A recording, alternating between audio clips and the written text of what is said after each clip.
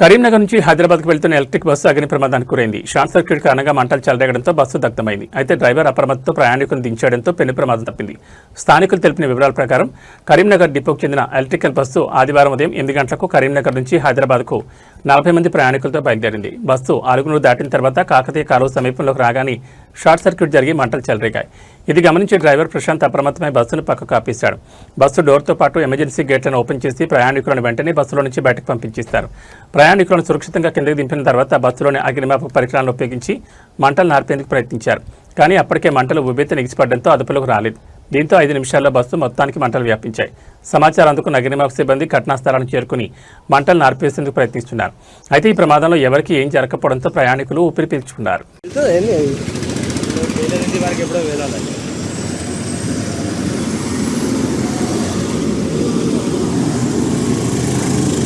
charging bus అది electrical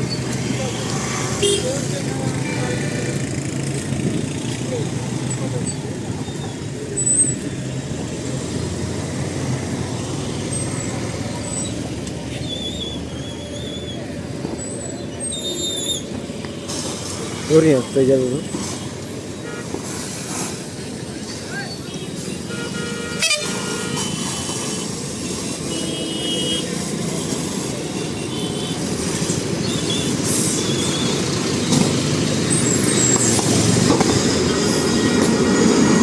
ఎట్లా మండుతుంది మరి ఏమో తెలియదు ఉండేది మొత్తుకోకపోదు రా గంతీసి ఉంటుందా దిగిపోయి అది అంతేంటి షాంపూ కెమికల్ కావచ్చు కెమికల్ అది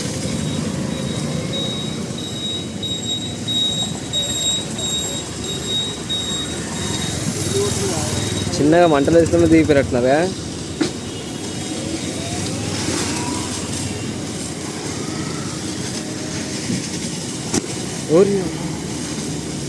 దానికి ఉండేటి బ్యాటరీలు మొత్తం అనే ఉంటుంది అలాగే బాగా మండుతున్నారా